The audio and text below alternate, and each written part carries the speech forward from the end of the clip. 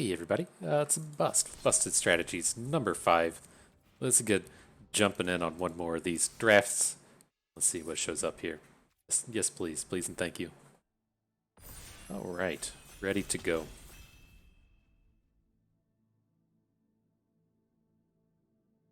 Weirds me out. It's like you're not running into queues. Why does it take you so long to push the button? Alright, this instantly fills. Let's push the button. Be ready to go.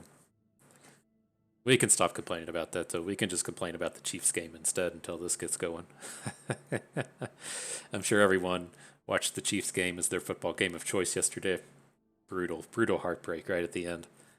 Feel bad for old Clyde. It has to feel horrible. Fumble like that right at the end of the game. Poor guy. It's like when we're out here playing and trying to do math. Turns out we do the math a little bit wrong, and just the whole game is downhill from there. Poor guy. But it's okay. I figured the old Chiefs will end up going 12-5, 13-4. So you gotta lose a game every once in a while to hit those records. So I think it'll be fine. My fantasy teams though. Fantasy teams are primed and ready for a 0-win season. But okay, let's see. So of course, the first thing we want to look for is something just broken. The pit fighter is not it. Not really wanting to draft vampires ever in this format, so we'll let that one go. The cards that stick out: devoted Graphkeeper is fine. Join the dance is fine, and then of course, defense straight is a top-notch removal spell. I'm just going to go ahead and start with the defense straight. It's all around just safer than picking up either of these. Join the dance isn't even that strong. I like the Graphkeeper just because I like the blue-white Flyers deck, but the safe play here is the defense straight. Okay, they took the rare. Not a whole lot of other good cards here. Don't really like Flame Channeler, but it's fine. Corpse Cobble is kind of the same. I don't really like it, but it's fine. The cards I do like here are the Gavany Trapper, but I don't think we need to just like dive in on Trapper. I'm looking towards just taking Hobbling Zombie. It's just a decent mid-game play that replaces itself. And I'm pretty happy with basically all of the black decks. So I think the Zombie's okay. We'll keep ourselves from branching out just at the early moment here. Okay, so the Flesh Taker is good. I just don't ever really feel like it's good enough to really like dive in on. But we do see a handful of the white black kind of sacrifice deck cards, and so the Novice Occultist fits into that theme as well. So the Occultist is the one I'm going to take. It's still good even if we end up in green black or blue black, black white. It's fine in all of them. And so I don't really feel like this is a good place to just be branching out into a second color just yet. This pack might do it though. Really big fan of the Flyers in this format. Just lots of good stuff here in general. Chaplain at Arms is fine. The 1/1 first strike portion isn't that amazing, but all things combined together, this dude's pretty good. Which one is Diagraph Rebirth? I'm going to say if we want to push into green-black. I don't really like starting in green unless we start picking up that spell that makes the 5/5s or the 4/4s with the flashback. And so the Rebirth would be okay, though. I'm just seeing, like, this is our second pack of a bunch of white cards. I worry about how much people downstream are going to mess with us here. But it's just been commons taken out of this. I figure people behind upstream of us have just taken removal spells. So I'm going to go with the Soulgrift Guide. I'm a huge fan of these.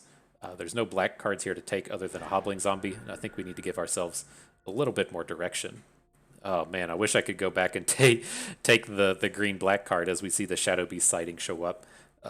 I think I'm okay to let it go, though. We have a second Novice Occultist here, and we are seeing both good cards in the Gavany Trapper and the Phantom Carriage. Like, the Carriage is just better than the Shadow Beast sighting. Makes me want to consider moving to blue-black, but I think the Occultist will be fine, regardless of which sacrifice deck we end up in. Oh, man, I don't want to pass the Shadow Beast sighting, though. I feel like this is just the best green common in the set. I think I'm going to take this. I think we can end up in the Mulch deck. It's a little unfortunate we didn't take that green-black return a creature from the graveyard thing. Another Novice Occultist is fine. The Soulgriff Guide, it's tough. We've seen like so many good white cards roll through here that I just ultimately worry about someone downstream of us taking and cutting us off in the second pack. It's not like the build around white cards we've been seeing, but destroy an artifact, enchantment, or land. If the land was destroyed this way, found more lands, and it's probably something we're never going to play. Let's take the Mulch here. It didn't make it to a video, but I did get to play against a guy in my previous draft playing the blue-green deck. He eccentric farmered into three of the flashback spells. I was like, no setup whatsoever, just straight doming him. Like, oh my god, this is absurd. But anywho, this is okay. I could also see this a deck where I'm not like opposed to being in 3 colors. We're gonna take the Trapper here and just see how it goes. I'm pretty sure we just want to be in green black here, but we are still against like so many good white cards have been rolling around the entire time. Here, put the uncommon in our sideboard. Nothing to play there.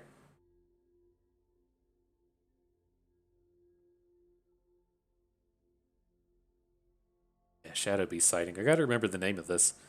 If you could make cards premium in this game, I'd certainly go about doing that. This has been one of my favorite cards out of this set. It's ultimately super powerful. I have this kind of feeling that, yeah, take the Unruly Mob. Like, I could also see us being a deck to where maybe the Shadow Beast Sightings are the only green cards we play. But I don't think we ever play any of these. If we're going to play one, I think I'd want it to be Might of the Old Ways.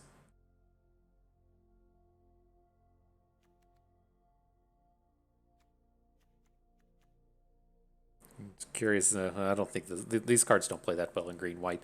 Just trying to think if we should have maybe tried to pivot to green-white instead, or if we. I don't think we took too many occultists. Like, I have this feel with the format to where you don't really need to play anything until the 4th turn. Like, I get that you can't play games where you don't play cards till the 4th turn. You have to play something on 2 or 3, but it's not a format to where you like have to have these curves to where. You're playing a 2 and then a 3 and then like a 2 and a trick or something, or 2 and a 3 and a 3, whatever. Like, it doesn't seem ultra important for that. It's a fairly mid-rangey kind of format. But I think just having like a handful of occultists is enough to help us through the early game. All right, now see cards like Grizzly Ghoul. It's just It's so tough to have creatures die in the same turn. I'm just looking down here, taking this Shadow Beast Sighting. We don't have any removal spells. The white cards aren't that appealing. Oh god, no! Don't take the Candle Guide. And I love me a Shadow Beast Sighting. So I think that's a good one. Which one are you? You enter the battlefield, make a 1/1. You're a decent late game play, but not something we're really looking for. Oh, there's Gisa though. All right, we are definitely on board with her. Just ultimately, whenever a unit dies, she gets to bring it back the next turn. Ton of card advantage out of this thing on a very well statted unit. Good stuff right there. Creature an opponent controls would die. You exile it, then it comes back the next turn with decay. Incredibly powerful. So yeah, not a bad start. Like I think this white we can go ahead and get rid of. I think I'm pretty content now that we have the 2 Shadow Beasts and Gisa that we're just going to be playing green-black. Pretty happy with this. We have the 2 Eccentric Farmers. So if we can pick up a handful more of those. One of the things I've been doing a lot in this format is just playing 18 land. And I feel like if we're able to stack up some Eccentric Farmers, then we can still reasonably stay at 17.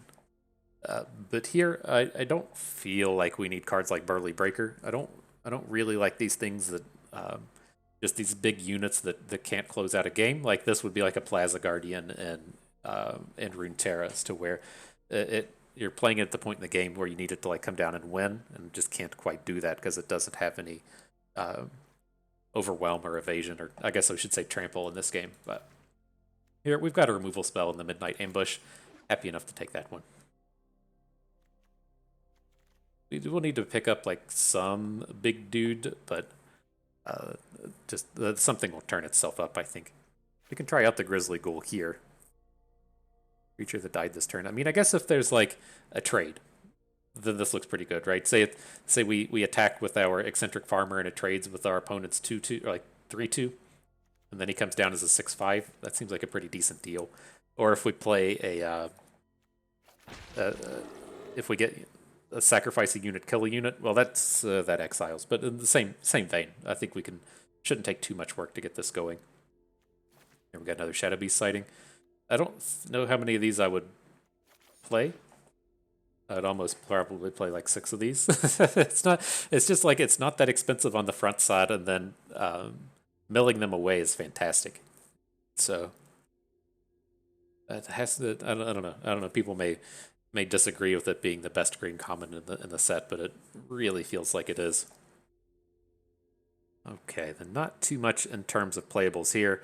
The Rejuvenator's fine. It's a nice defensive unit.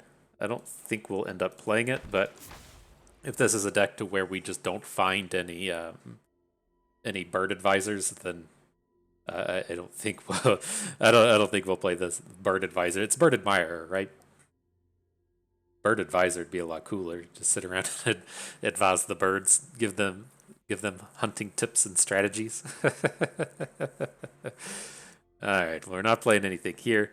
We could take tapping at the window. I haven't seen a deck to where I want to play the tapping at the window, but could this be it?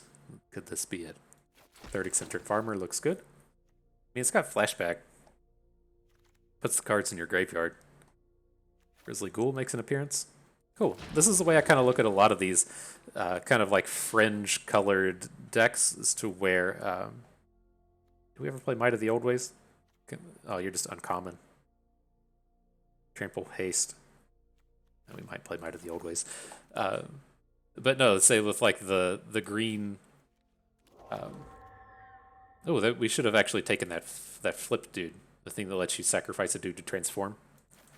We do have the 2 occultists in our deck here. That was a little sloppy, but no, like things like Grizzly Ghoul tend to go like really late in these formats. It's green black is kind of a more fringe strategy. Same with the blue green decks. Which one is Tovolar? Wolf or Werewolf? It's green red, so we're not going to play it. But are we passing on anything that would make the cut? Yeah, we're just going to take. I think it was clicking in this game. I wanted to talk about those more. I just wanted to highlight the Midnight Ambush, but we took the removal spell. Here I'm looking at taking the Opportunist. If we get some more of these kind of like sacrifice things, that would be nice, and this is just a fantastic card advantage engine on its own. At this point, we need to find like a touch of top end, like a big dude, and then more removal spells. Like our early game and mid game are completely fine. I like how this is shaping up.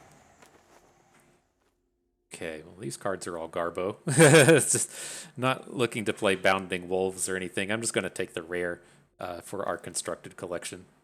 Right? We're not playing Field of Ruin, not playing Bat Whisperer. Okay, let's take the rare. Okay, so we'll take this as Ecstatic Awakener, right? We can make this thing work with our Novice Occultists. Been reasonably happy seeing opponents play this. I haven't got to play it yet. We are passing up on a Silver Bolt, and we only have the 3 removal spells, so it might be a little greedy. Maybe we should just be taking the Silver Bolts instead. This is at least our first one. There was also another Eccentric Farmer. But the only flashbacks, we have these Shadow Beast sightings. I'm going to be playing tapping at the windows. But yeah, we need the removals. Right, well, these cards are all turds. Nothing happening here.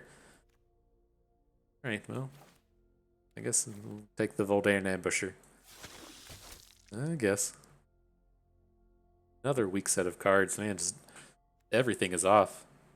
Oh, hang on, no, there's Candlelit Cavalry. I was gonna say we need our big play. I was gonna take Shady Traveler, but he's very mediocre. Yeah, the Cavalry's perfect. And the Burly Breaker? Okay.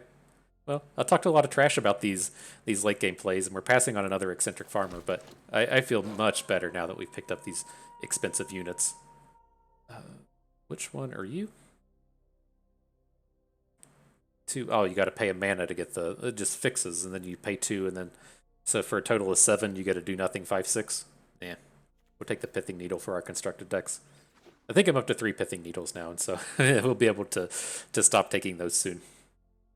I don't know how constructed viable it is right now, but I'm sure there's some constructed format where Pithing Needle's a real card.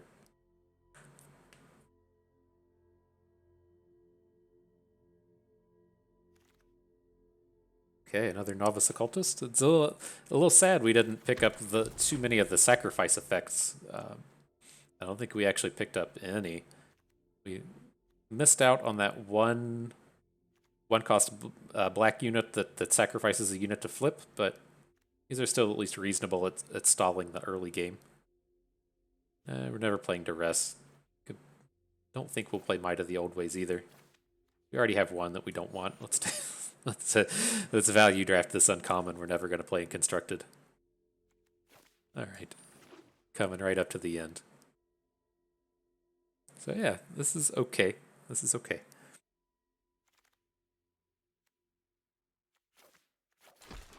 Centric Farmer number 4. It's unfortunate we didn't pick up too much more of the flashback cards. I mean, I know we have like Rotten Reunion in our sideboard, but we're never playing that. We found a lot of the enablers, but we didn't find too much of the payoff outside of these 3 Shadow Beast sightings. But I guess there's not that much. Not that much in terms of the flashback cards in green black. They sort of played much better in like blue green with the. I just put that plummet in our sideboard, and it's like I'm kind of tempted. Maybe I got to start playing a bit of best of 3, and we'll start playing cards like plummet more frequently. But I think this has come together reasonably well. I think we have a ton of creatures. Yeah, we've got 18 in total, so something can go in terms of creatures. I want to hang on to these tapping at the windows. I think we do need a way to kind of pick up some card advantage, and so I think these will be okay.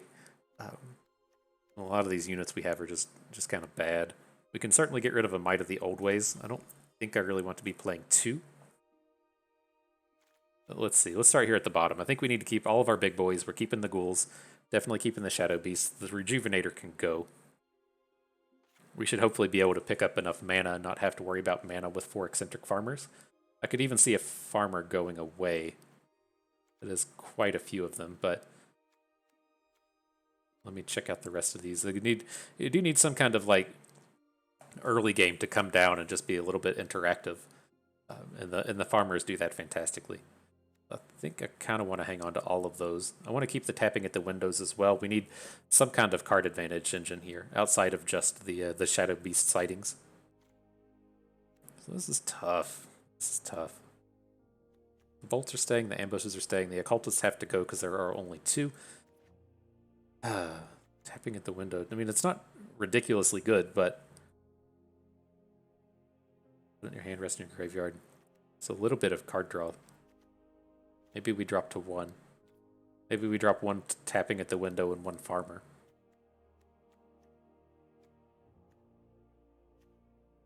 Okay, the cards below Gisa just aren't going away. Those are staying. The cards I want to trade out are the occultists, but like we didn't we didn't take any early game plays, so we just can't hang on to these. Got to get some value out of our mill. That stays. The ghoul can stay. All right, we'll take out 1 farmer. Oh, did you just take out all of them? F, come on, game. 1 tapping, 3 farmers. Okay. It's not as good as I wanted. Not sure where that went awry, but we didn't go out of our way to take too much sacrifice stuff. But then again, we also just didn't like really see it. Like there were like the various white-black kind of uncommon cards, but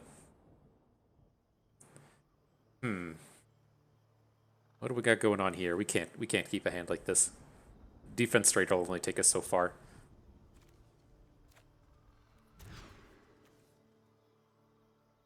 Oh, I'm gonna have to keep this one. I think we're good to just send away a forest, though. Like, our hand just works if we draw swamp.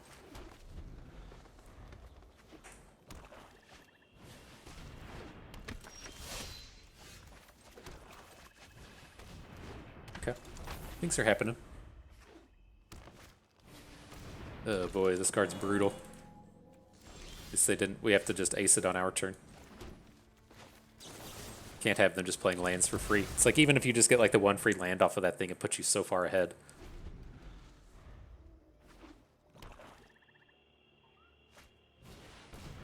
Okay.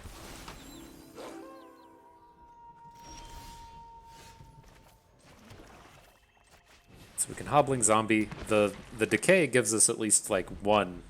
Oh, it doesn't put the unit on the board immediately. Awkward. I was gonna say the decay zombie at least gives us a dead unit for the Grizzly Ghoul.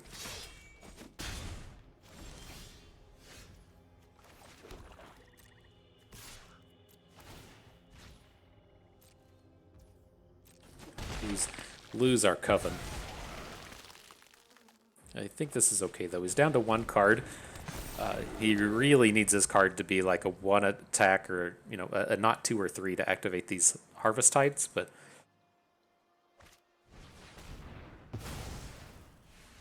okay. Kind of sucky.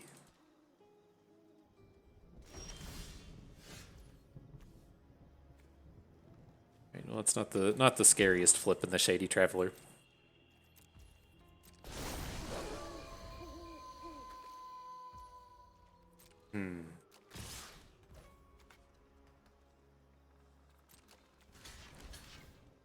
These combat tricks aren't looking aren't looking too ripe.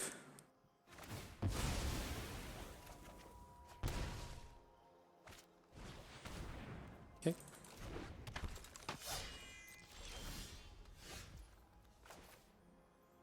It's got to be you, Burley.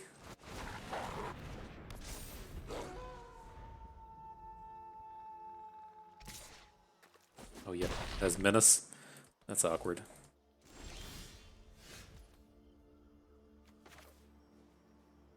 Oh, we have to start with the farmer. We need to pick up a land. And this is going to flip the werewolves back. But I think with Gisa this is okay. No attack. Let's just stabilize for a turn, and then we can look to start attacking here in a little bit.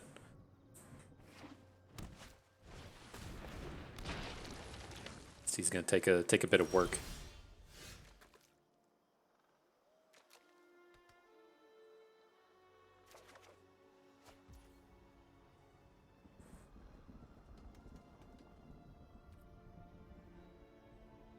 I mean, we are Covened, so we can Might of the Old Ways, and then just see what happens.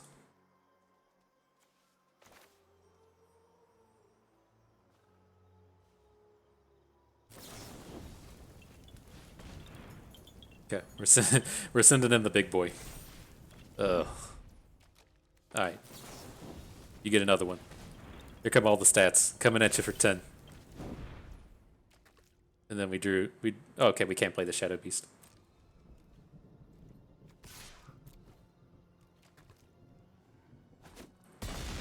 Crunch.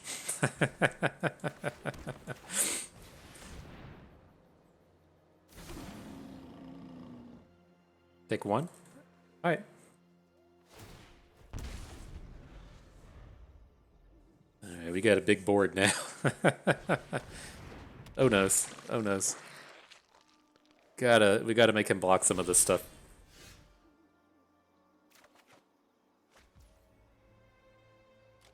Let's attack with 3.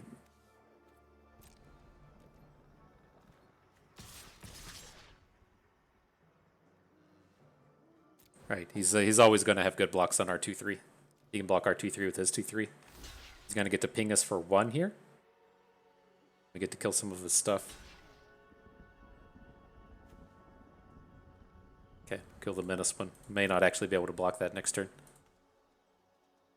And he has 2 siege zombies. Takes 4. Okay.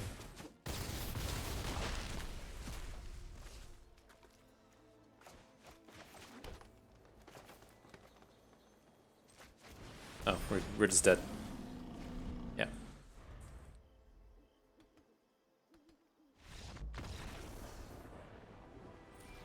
Oh. You could have just attacked, right? Did I miss something there? He's got 2/2/2s and a 3, and we're at 2 with 2 blockers. Take it where you can get it, I guess. Okay. Okay. He said, "Nah, Bust, this is for you. As long as I make it in the video, then you can have it." Weird.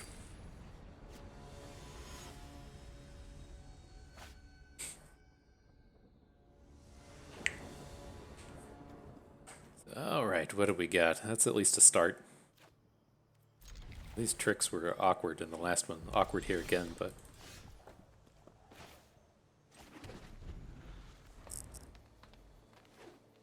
I guess that's what happens when you only play like one 2-drop. Let's go ahead and take this thing down. We're gonna have to like kill this stuff, and I want to take his activators off of the board. Vampires have real problems with just dealing with a single Shadow Beast sighting. The hell? At the beginning of your second main phase, look at the top X of your library, where X is the amount of opponents lost. Exile 1. With the rest on the bottom in any order. You can play it this turn. Okay. We'll just go ahead and kill that.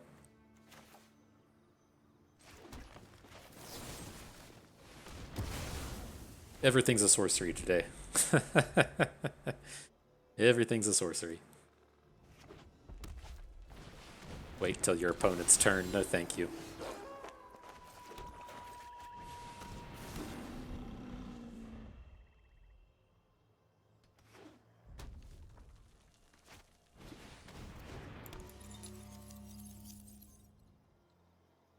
Is he done? Is he giving up on damage?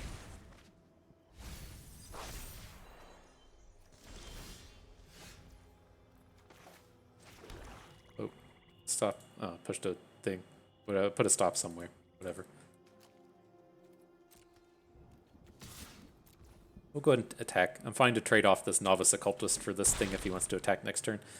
Awkwardly does give them the the point of damage to our face for some of the vampire activations, but I think this is okay. There we go.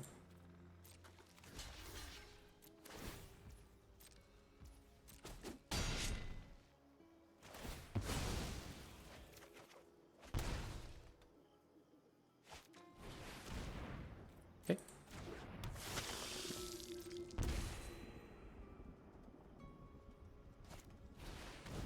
Alright, he's hellbent now. No cards in hand.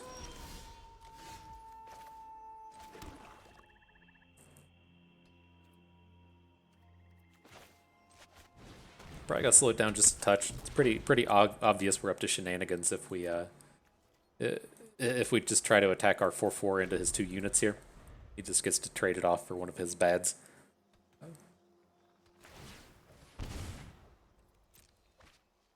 Then kind of count on him to make a flip, and we get to do the -13/13 to something if we want.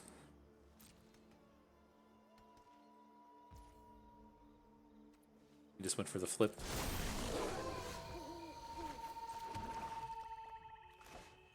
We deal with that for a turn?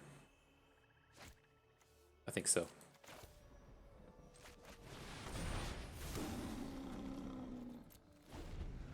Right, we don't care to just take like a 4 or a 5 this turn. If he hits with everything, we can just put the Occultist in front of Marauder, have good blocks on the Outlaw, or we can just come in and double block the Predator. We're going to look to kill the Flyer with our Midnight Ambush.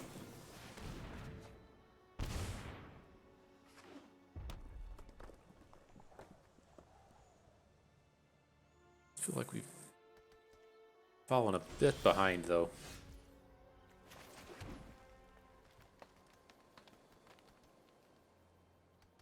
Like, I don't want to burn this Might of the Old Ways until it gets to draw a card.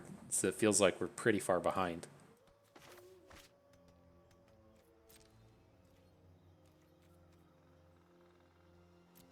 Then, do we need... We don't have any graveyard interactions. We didn't find any, like, Death Bonnet Fungus or whatever that thing's called. We didn't pick up the Raised Dead. So I guess he can at least let him activate this thing a few times, since we don't really care.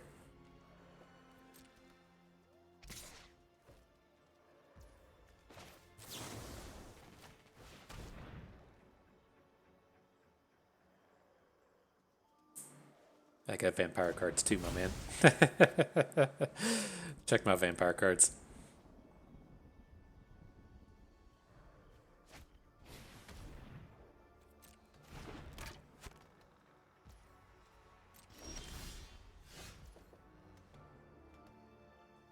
Okay, now that that thing's gone, let's see if we can't get some advantages here. So let's just attack with the 1. I think we can get Covened and we can get a bigger Grizzly Ghoul. Fine with just the trade.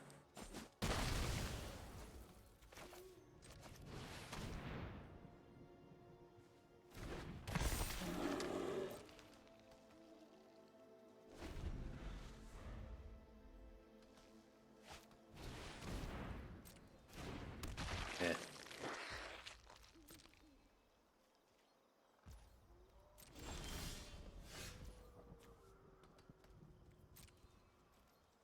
Well, let's start with this. I think we're good to still just keep attacking with these. I know it's going to just trade with the Hoppling Zombie, but I think that's fine. And we'll follow up with tapping at the window.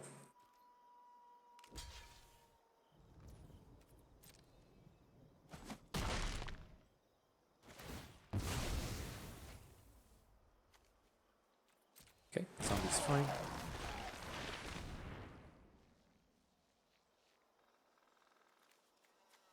Ugh. Brutal.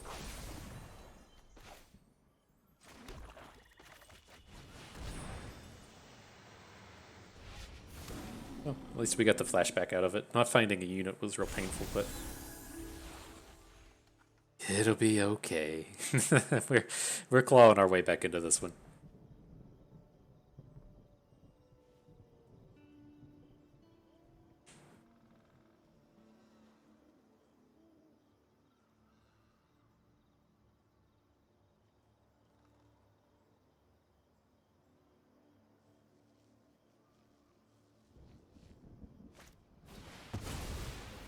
Get the big boy.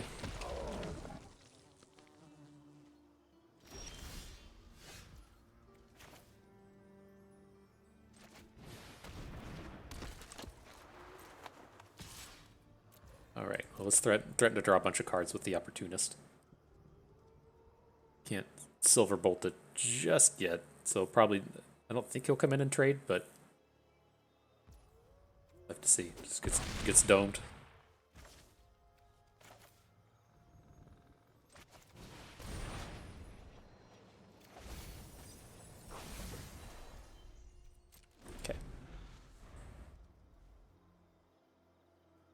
Not too much left in the in terms of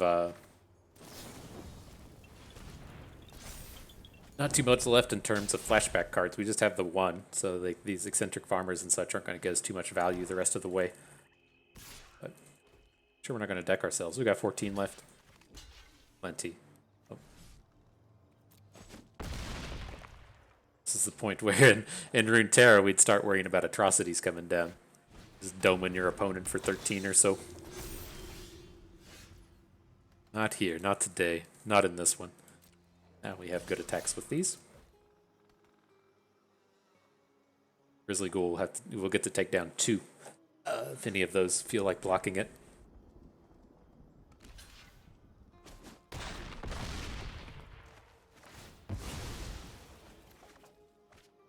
All the farmers, all the eccentrics coming right out.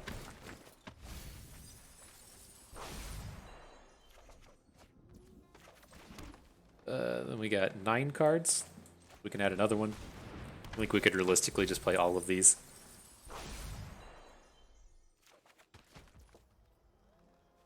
Take us to 3 cards. Saw the Shadow Beast sighting in that one.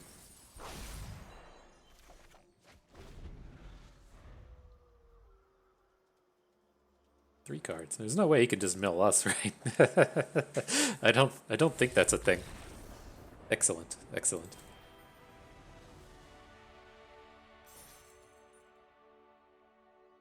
Ready for my trade picks. Some of y'all know what I mean. Some of y'all know. This deck certainly needs some trade picks, that's for certain. Alright, on to the next one. Yeah, I mean, this got me thinking, it's like, there's a lot of people in Runeterra that were questionable as to why we would... There was kind of like 2 strategies. There would be like a build-around strategy or a good card strategy, and like 90% of the time I would think I was in the camp of drafting towards build-around kind of strategies. Here with this hand, this is a little sketch. Really need to have a green. If we miss, it's just so bad. Let's mulligan. Better. But yeah, and I always was in the camp of being more towards the build-around strategy, and this deck feels like where we're close to. It's like the build-around strategy that's fallen a little bit short. But it's like I can immediately see where the payoff would be if we had like 2 or 3 different cards. And maybe once we get to draft this another time or 2, we can really start piecing this together. But I kind of like where this is at. It's like we need like 3 more flashback cards, and I'd feel pretty good about this. Maybe have these Novice Occultists be something that's not in the sacrifice theme. And we'd be looking good. So this draw hasn't panned out spectacularly. I'm not opposed to just defense trading this Morbid Opportunist. It's quite a problem for us, just having them sit around and draw a bunch of cards. It stops this 2 damage aggression that we're bringing as well. So let's go ahead and take it down. And we're just going to have to... We've gotten ourselves to this stage to where we can start playing Tap at the Window. Alright, an opponent has officially stalled. Let's get our attacks in. Is that where we want to go, or do we want to just add the 4/3? Like, I feel a lot better about Grizzly Ghoul if it has 4 health. Like, there's a bunch of rando 3s. Like, if they play a land and play like the Hill Giant that looks at your top 3 and draws, like, we're just gonna feel horrible. And so let's try and get some of this going. This is a pretty good pickup here with the Opportunist plus a Shadow Beast sighting into the graveyard. Pretty good, pretty good.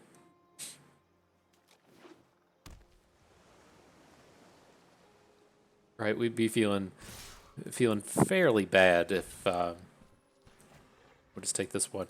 If they had the mindless, I don't know, mindless zombie or whatever that thing's called.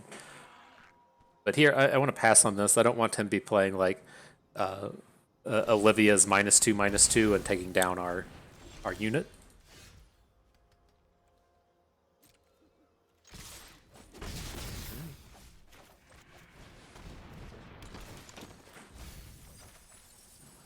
Second Shadow Beast sighting. Y'all can see how this can be good. Y'all can see.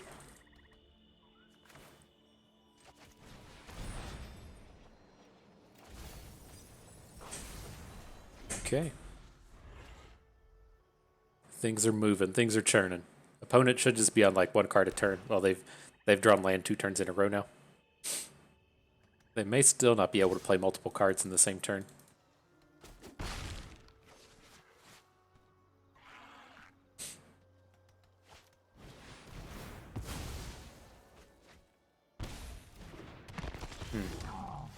It's a big boy. We're just going to block it with 2 Occultists, or do we want to start getting the Shadow Beasts going? It's like if we play Gisa, what do they even do? They just don't attack with the Behemoth? Like, where does that get us? I think we want to add Shadow Beast. Pass. We could have gotten in with like 1 unit. I do kind of like the idea of just being able to block the Behemoth with 2 Occultists. I don't think they're going to attack. I was wrong. They're going to attack. So yeah, we can't just block with everything. It's too easy for them to have a big removal spell. So let's do it like this at least. Huh. It's too easy. Let's bring these back.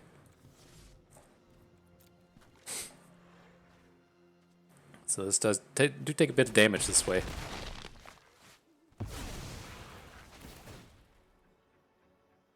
It's a little bit too awkward of a block there.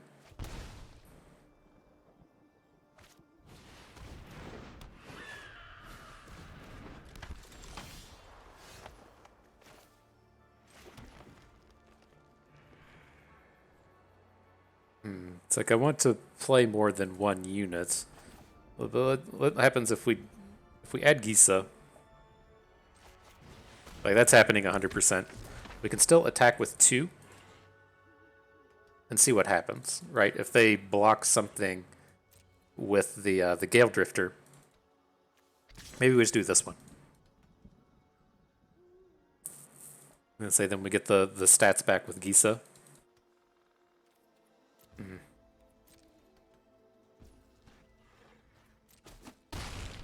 Don't feel real good about that being a thing. So let's add in the Ghoul now. We can double block the Behemoth. But fall to 2. And we just need to count on them to not have a removal or a bounce.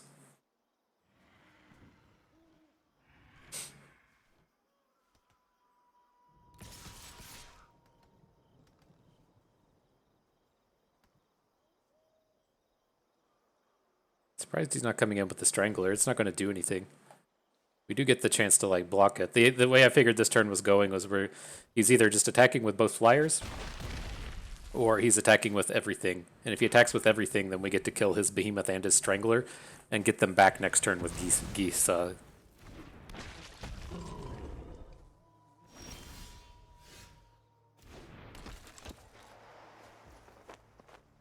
Okay. So can we even do anything here? He gets to get in for 10 if he blocks our 2 bigs. Oh no, the Strangler can't attack.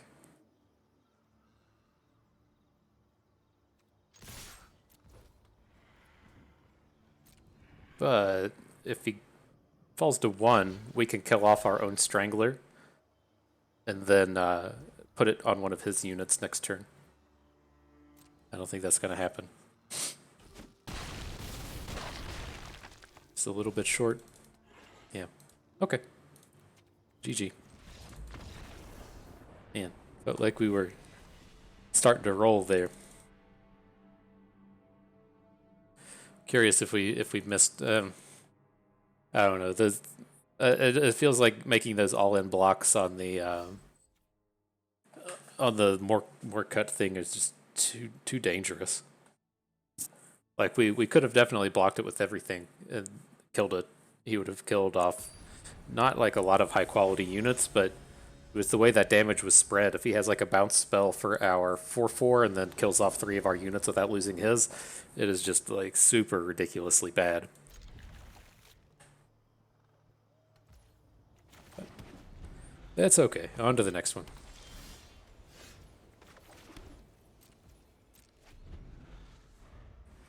And we're guaranteed to get a land off this eccentric farmer with the Evolving Wilds. Kinda cool. Glad we didn't just pop it. That would have been kind of disastrous if he hit our Evolving Wilds for the exile.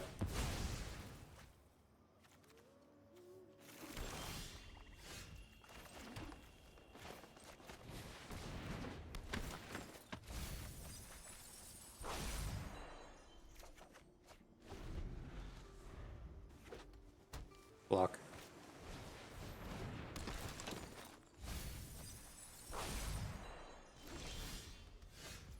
Okay, so I think we're good to just start adding Shadow Beasts now. Gisa would be nice, but she's not going to do anything here in the immediate. So let's add the Shadow Beast. No attacks. Let's see if we can get these going.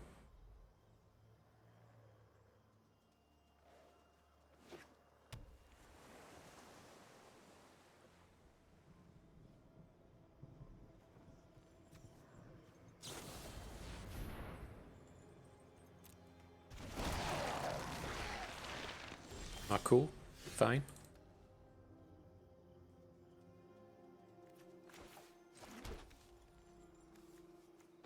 Oh, no, let's get Gisa going now.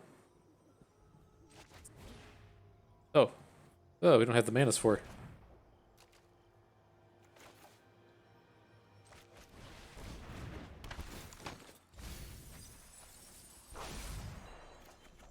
That had potential. that had potential to be bad, but we hit. We should have sacrificed the Evolving Wilds first.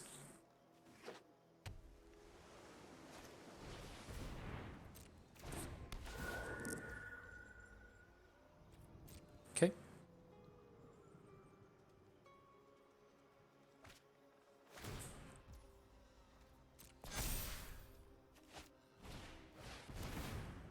We don't have our bird keepers in this one.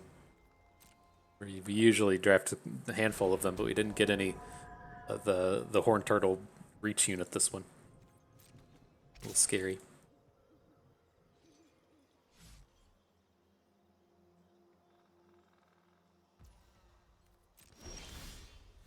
Oh man, and we forgot to use our Evolving Wilds. Ugh. That could have been a disaster. Got to get like something going.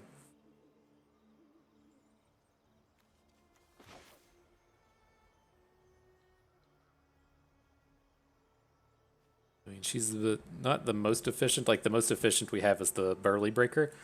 Maybe this is where we go. He's gonna want to start blocking this next turn. So maybe Gisa plus a Hobbling Zombie next turn will work.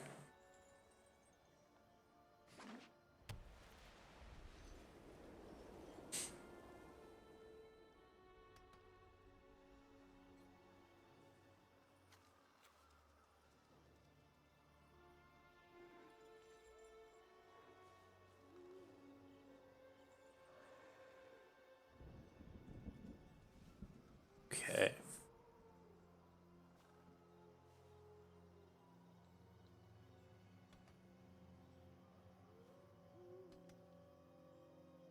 Gotta remember, don't pass the turn before we play this Evolving Wilds. Okay. Good enough for green. So we'll get to come in for 6 that we can't block.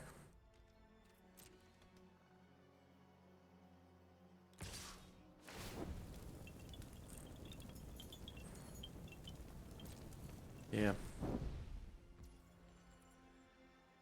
Cool. I didn't attack with this 3-1.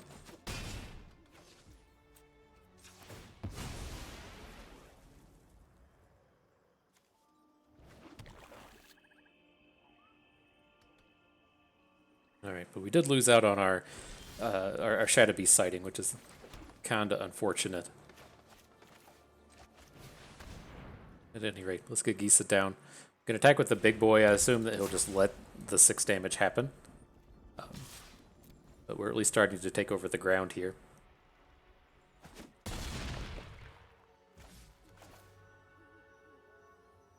We're just going to lose our tapping at the window. Well, he has to spend 6 now if he wants to attack with the Sentinel.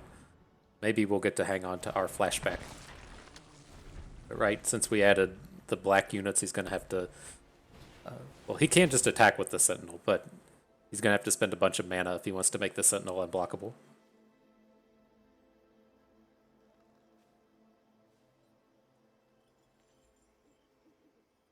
Gonna start tapping some stuff.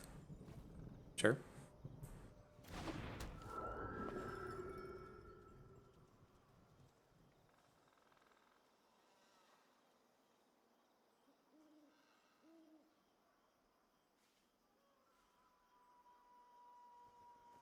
Got to gain a ton of health off this Phantom if he wants to attack with everything.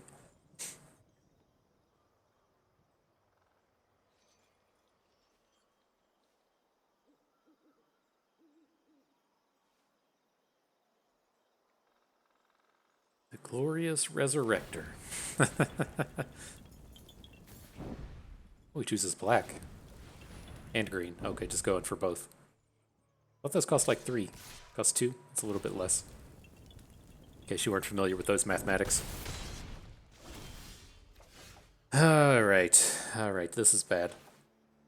We have to get in for something. I think we can, like, leave the farmers back. He shouldn't have any more tappers here. We can't attack with Gisa, so I think it's just the Burly Breaker and the Hobbling Zombie. Right, because he can just put the 2-3 in front of an eccentric farmer. That's as good as it's going to get.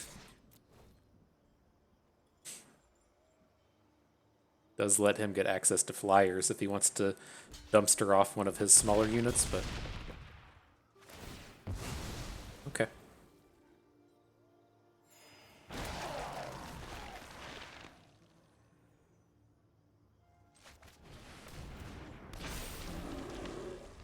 Getting scary.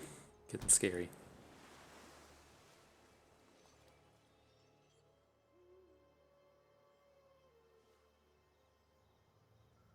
Surprised. Well, I guess the Covetous Castaway wouldn't have gotten to block this turn. But we really need to win on this attack here. I just don't think that we have it. Unless he makes like weird attacks here and gives us a bunch of dead units for Gisa.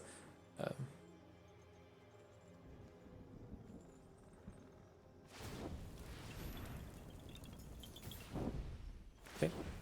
There's the black, there's the green.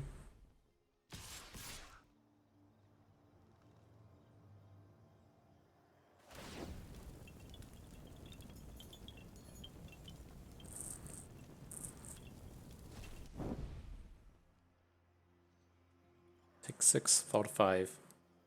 You want to hit back with everything. Ooh, big lifelink, huh?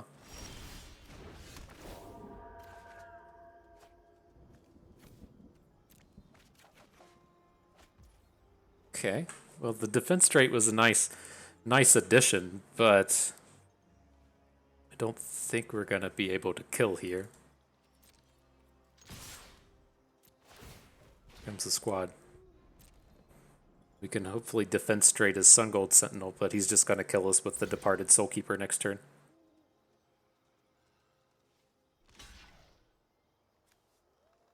The beginning of our upkeep, yeah. Well, they have Decayed. They wouldn't be able to block anyways. Frown. So close.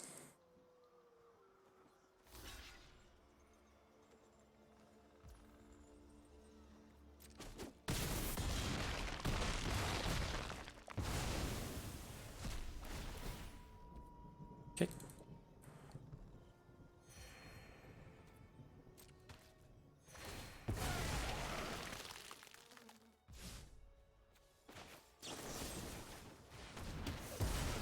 Make them sweat it. Maybe they'll do something weird. But no, if you have Plummet or something, you'll clearly just play it right there. Dang.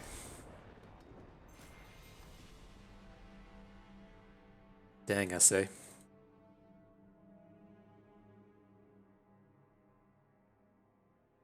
Alright, this is the big one. If we can get one more win, it's okay. Like, if we can push into the oh man, we're only at the 1,000 gems. Oh, it'll be brutal if we get stuck at the 250 gem one. It's so hard to recover from those.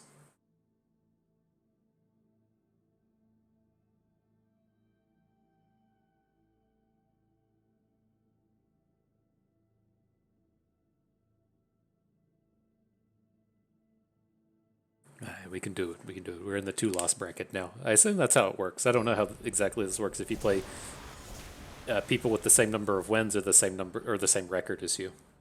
But if we're down in the 2 loss bracket now, we might be able to push this a little further. But reasonable start. The double black for Gisa along with the curve.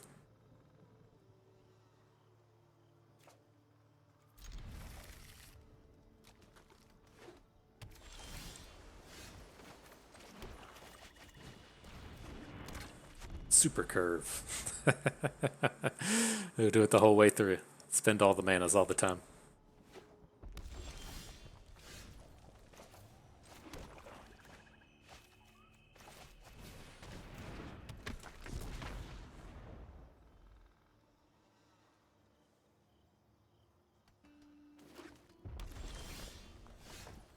Beautiful. Definitely need to be hitting the land here. No counter spells, please. Just auto passed it. Beautiful. A land and a Shadow Beast.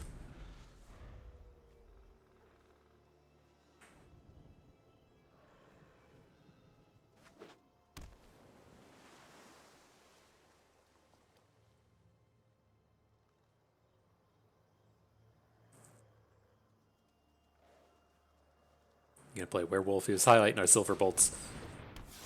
4-3. Okay.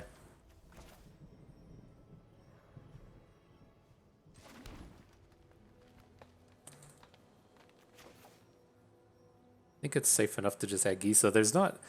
well, there's the 5 damage thing, right? There's the thing that does 5 damage and 2 to face, costs 5 mana.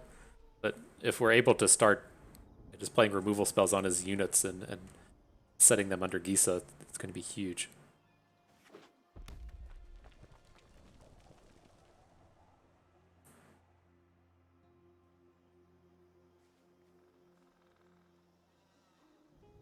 He comes in with this, I'm okay just to block it with the Occultist. I don't want to activate any of these opponent lost health things. Oh, just discarding cards? Oh, buddy. That can't feel good.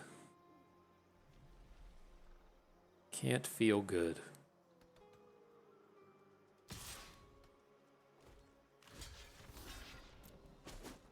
Wouldn't mind drawing a land as well, so it's not horrible just to prevent this.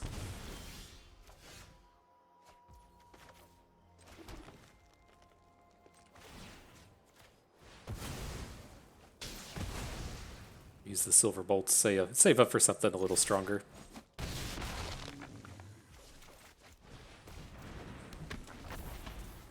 Much strength, much strength.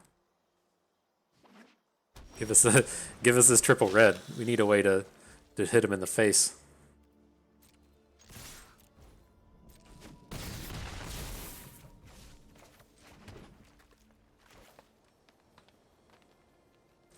I don't know why he's not playing anything. Like, if he had the 3/3 flash unit, he would have just played it.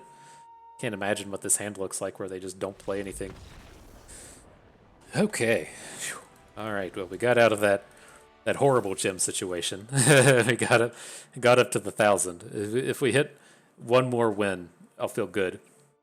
Only losing 100 gems on this one, and if we can push into the 1,600, that would be fantastic.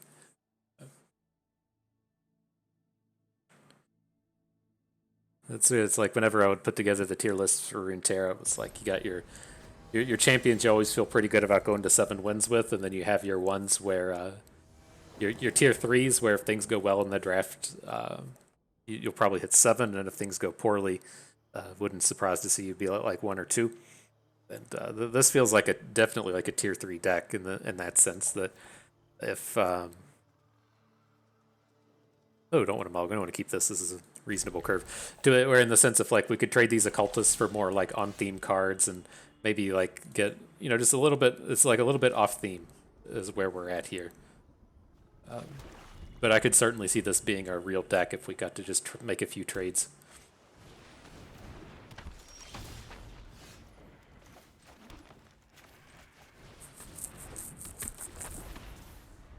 Okay, block. Block. Absolutely. Sure. If he's got just a nothing. I was like, I could see him like having a startle if they need to just cycle. But that doesn't seem good. Okay. You spent a lot of mana. That's my analysis on that turn. A lot of mana was spent. Hit a land, perfect.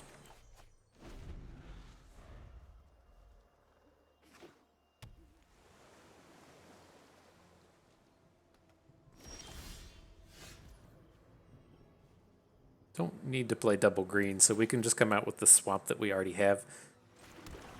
Let's get our attack in. I don't think he ever blocks here, so I don't think there's like much reason to add Gisa first. And I don't really want to play her as our kind of like opening unit. It feels like she's just going to get hit with a defense straight. So we can play Silver Beast Sighting, though, or Shadow Beast Sighting. It's also kind of sketch if we think it'll get hit with the like the 3/4 zombie that mills stuff out of the graveyards. Let's be a little slow here. We'll add Hobbling, we'll add the Silverbolt, and not give them just tons of good choices. Absolutely fine. Absolutely.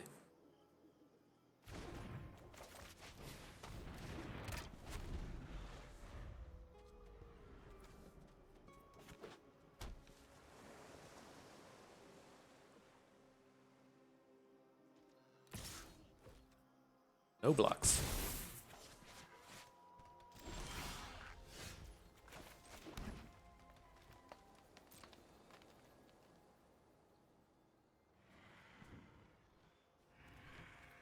Still kind of in the same boat. We have a land in our graveyard, right? Yeah, so we can't miss with the eccentric. Okay, we can keep the ambush mana up as well. I think this is fine. And then we have to start playing our good cards after this.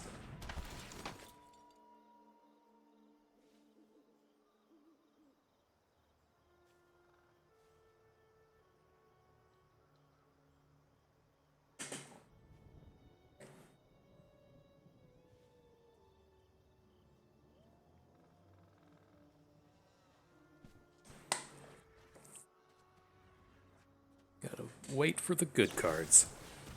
Absolutely. Beautiful, beautiful. We lost our defense straight. A little sad, but we did pick up a tapping at the window. We play this? We don't have the mana for that, right? It looks like the way our lands are lit up. Oh, it's because we have the Olivia's Midnight Ambush.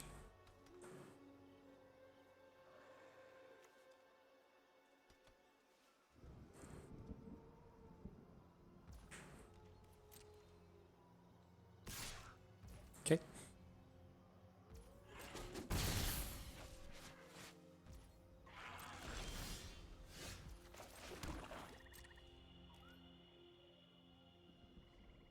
Here comes the aggression.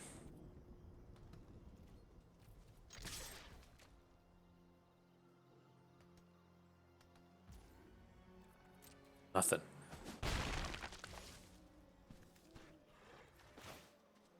Alright, well we gotta start rolling this stuff out at some point. At least at this point, if he doesn't have like the second swamp or whatever to play the big siege ghoul, then we can still try and play a second Shadow Beast Slaying later. Okay.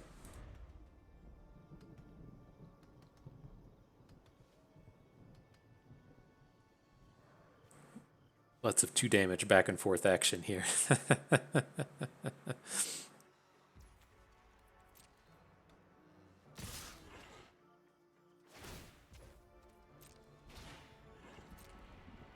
I don't feel like we've fallen too low.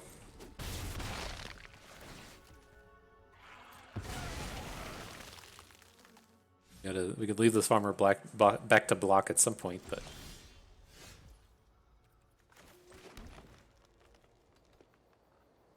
this doesn't seem super worth.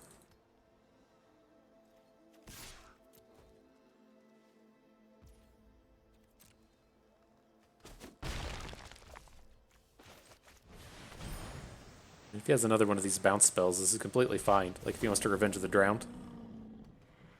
Wouldn't surprise me if they have to just have a handful of spells, right? Well, I guess some of it could be double black. I guess I wouldn't be surprised to see Diregraph Ghouls come out of here, but good. Now that he's doing stuff like this, we can say like play Olivia and Gisa, and then have Gisa bring back Organ Hoarder for card draw on the next turn. It would be huge.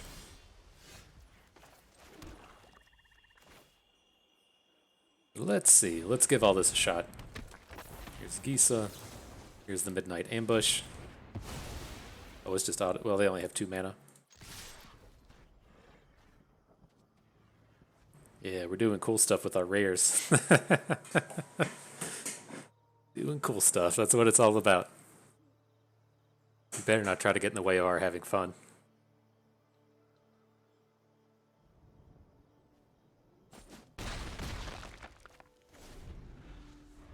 Okay, seems strong.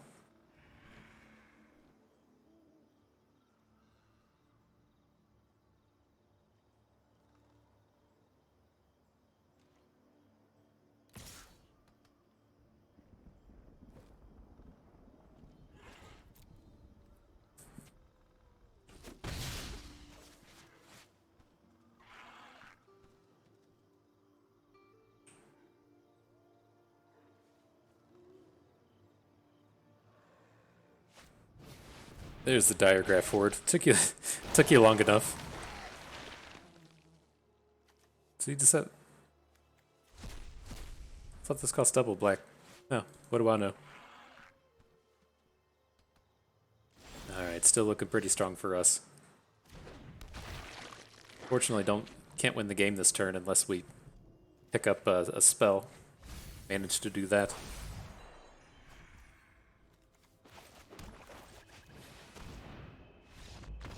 Okay, alrighty. Whew. Getting up to those 1,400 gems. That's such a disaster to lose below that if we're not trying to just drop a ton of gems into the game.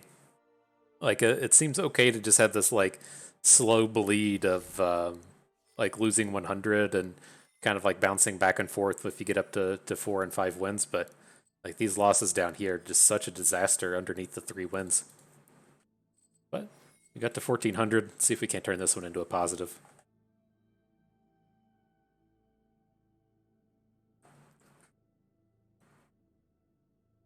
Things should ease up a little bit here in 2 lost territory.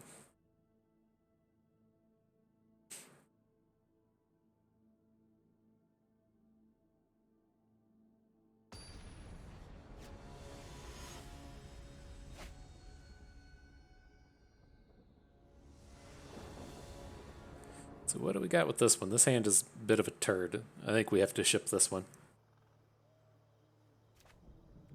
There's not enough happening there. Oh boy. Alright, well. Let's see if we can recover. Need one of those swamp things everyone's talking about. Okay.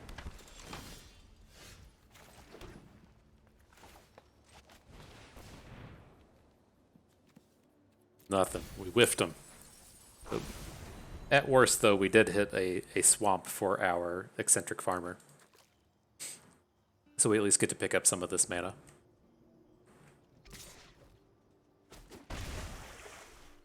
We're just going to draw the swamp this turn anyways. That's the way life goes. That would let us play Gisa on 4, though, but after we've put in the work, that's when the payoff shows up.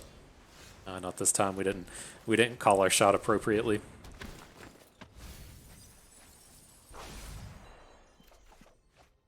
Okay. Well, opponent seems to be struggling to find planes or whatever their other color is, so we can't have hard complaints here. This is interesting as well, where if you've ever played Eternal, I don't want to call it LSV's game, but the people at Direwolf, there's a bunch of those Channel Fireball guys that work there, but would be able to play 2 units next turn with the way the influence works in that game as opposed to lands in this one. It's like you have a total mana pool for all of your lands in play, and then they get slightly, like, you just have to say, have 1 swamp in play, and we could play the occultists, all of them. So since we have 4 mana in total, and with 1 influence into black, we could play 2 of these, but wrong game. Oh, Shadow Beast ready for action. And we should have attacked with the Eccentric Farmer last turn. I was thinking we were running into this spot to where we're just going to trade off our dude for one of his. And I was in story mode, and I didn't get the good math on us being able to take down both of these. But this is fine. Let's play our other one.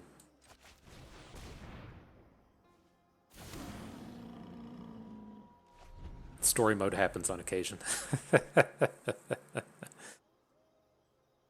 I don't think he would have ever blocked, but he should be at 2 lower health. They should probably be at 16 here.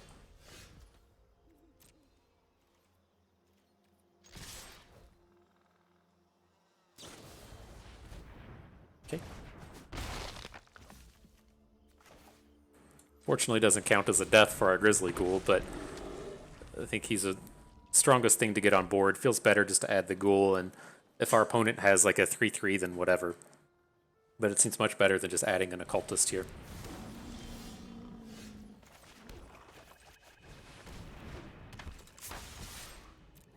Is that non-token? I probably should have read that. Creature an opponent controls would die. Nope. It's not. Hitting them for the bigs.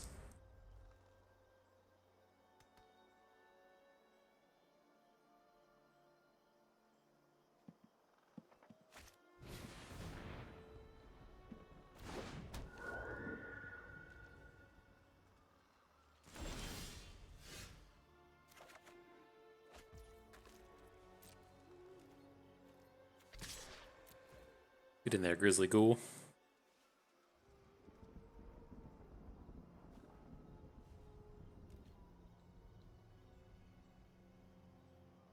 It's weird this is not a token, right? If a creature an opponent controls would die, exile it. Ew. It's not ideal. Gotta get this thing out of here, though. Oh, okay, so they just stay exiled forever since they're tokens. Gotcha, game. Gotcha. They're going to start coming back. Our hand doesn't really count as having cards in it, right? These Novice Occultists are not doing anything this game. This is a pretty bad spot to be in. They're probably going to recover out of this pretty handily. He's given us the bait blocks here and the and the Drifter and the Ghoul.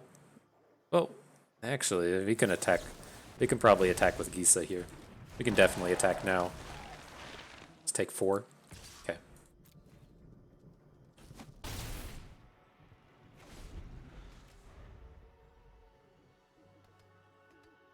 Yeah, how sweet would that be if like these decay zombies attacked and died, and then we just got them back with Gisa? Wizards of the Coast, not letting people have fun. I see what's up there.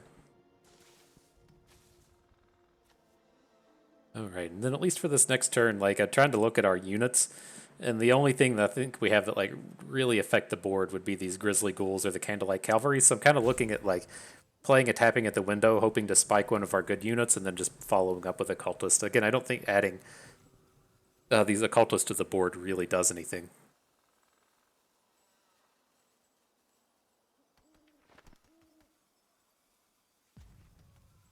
Thinking hard on this one.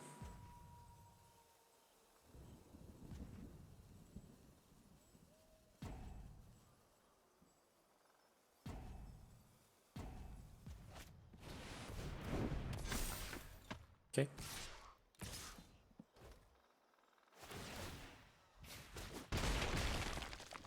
Interesting. He should have only attacked with one of those. Now he loses out on his Coven.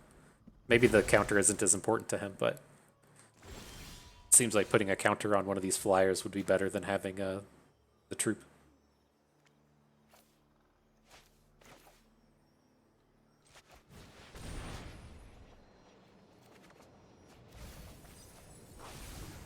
Alright, well there's our third Shadow Beast sighting if we can find another land. No attacks. Getting close. Can we do it? Can we overcome our opponent's board stall?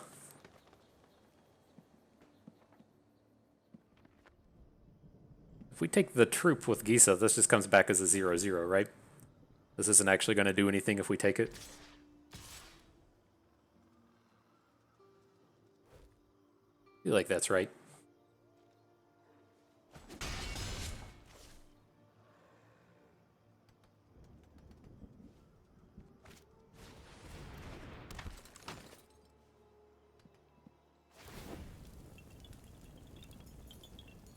Going in the air. Could see making a 5/5 kind of dissuades us from attacking with Gisa, but she's never attacking unless we have a removal spell.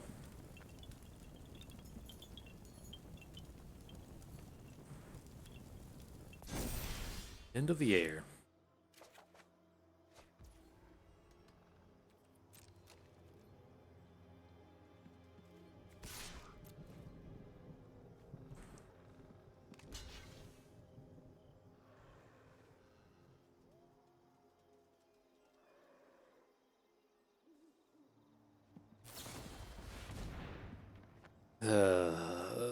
That's bad.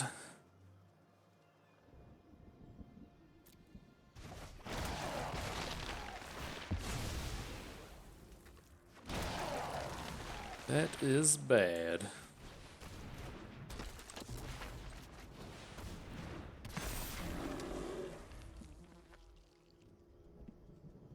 It's also 1 mana away from his Shadow Beast sighting. It seems like he would have probably slammed it, but at least he would have slammed the land if he drew it. We gotta get wider than him to a degree. Oh my gosh, what is this thing? Trample when a land. Trying to read your card. You just hit like +2/+2 on this. This thing's just gonna blow us out, isn't it? Anywhere, put a 1/1. Remove 3 1/1s. Return it to hand. When it leaves the battlefield, return 3 lands from your graveyard to your hand. Okay. Oh, I have to imagine that's horrible for us. have to imagine.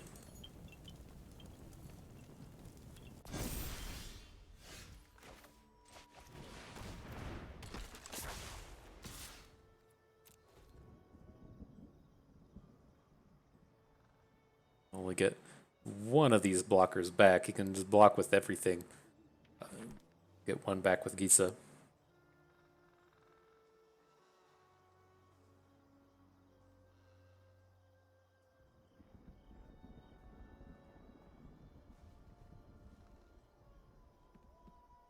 But yeah, this is tough. Like these novice occultists have just been trash in this deck.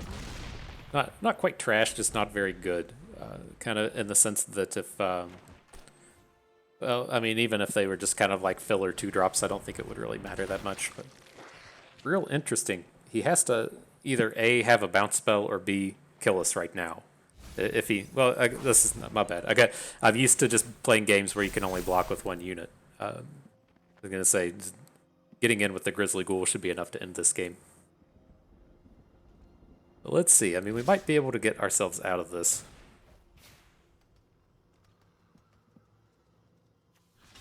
Oh, this thing has trample as well. So, I mean, this prevents 4. We're just dead. This prevents 3. Comes in for 6. Yeah.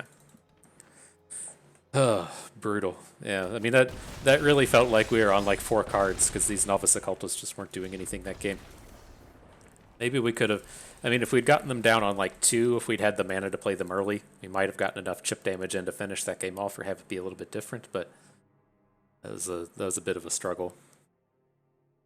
Okay, I mean, it's about what I expected out of this deck. Let me take a moment and we'll get it pulled up and look at it a little more.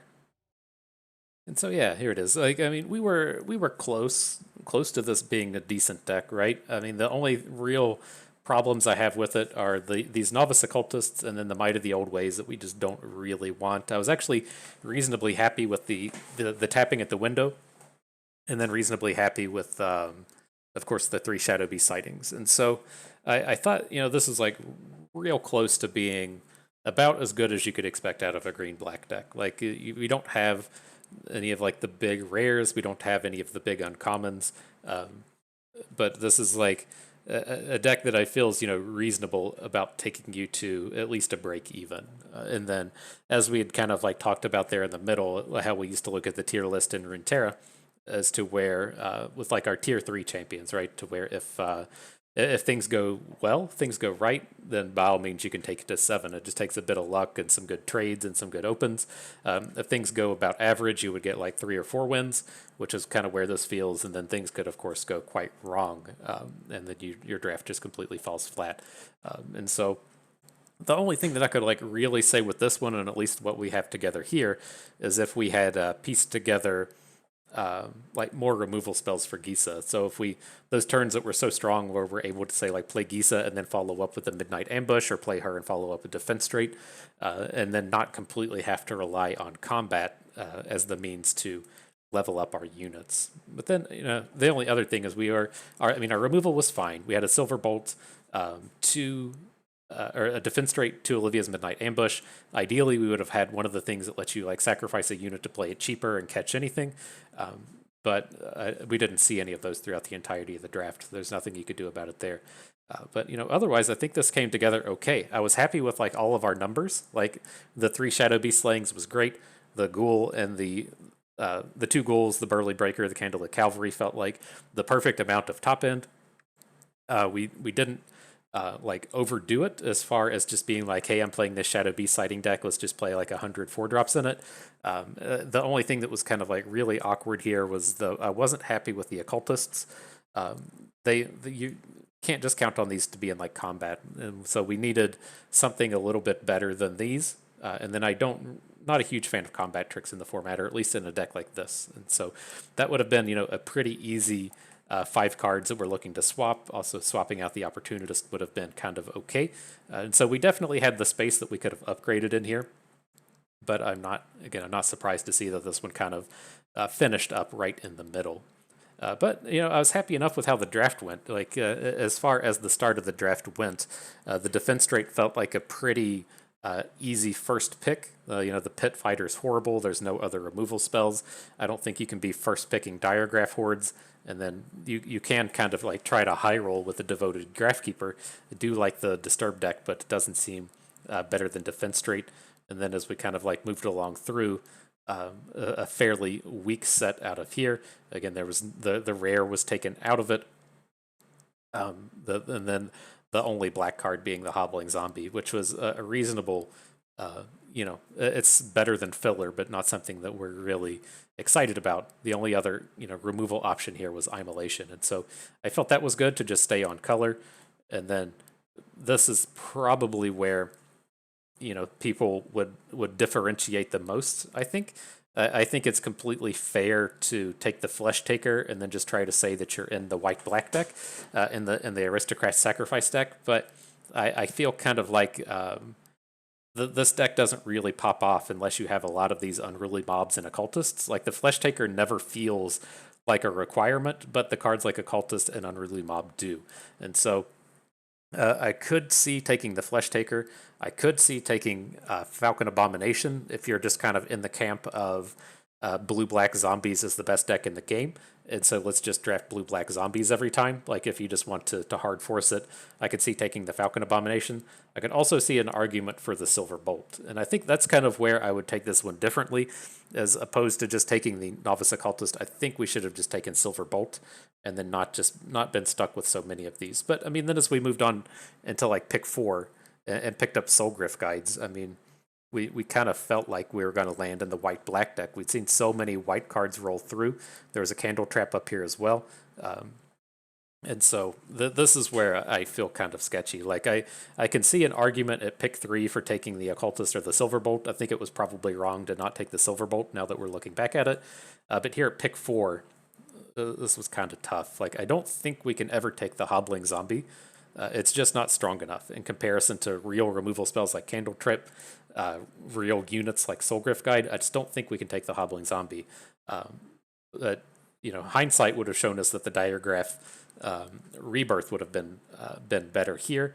Again, it's just like with this your units dying theme, we didn't see any of the sacrifice stuff. It's really weird trying to get this morbid deck together with none of the activators. I know we let that 1/1 transform thing get away from us at least once, but that doesn't seem where like you want to be either.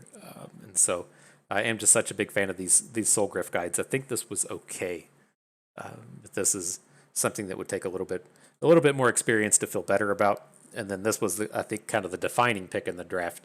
We could have taken the Trapper to be in white-black. We could have taken the Phantom Carriage just to say, okay, well, this is strong enough to put us into zombies. We're only like one pick out of zombies.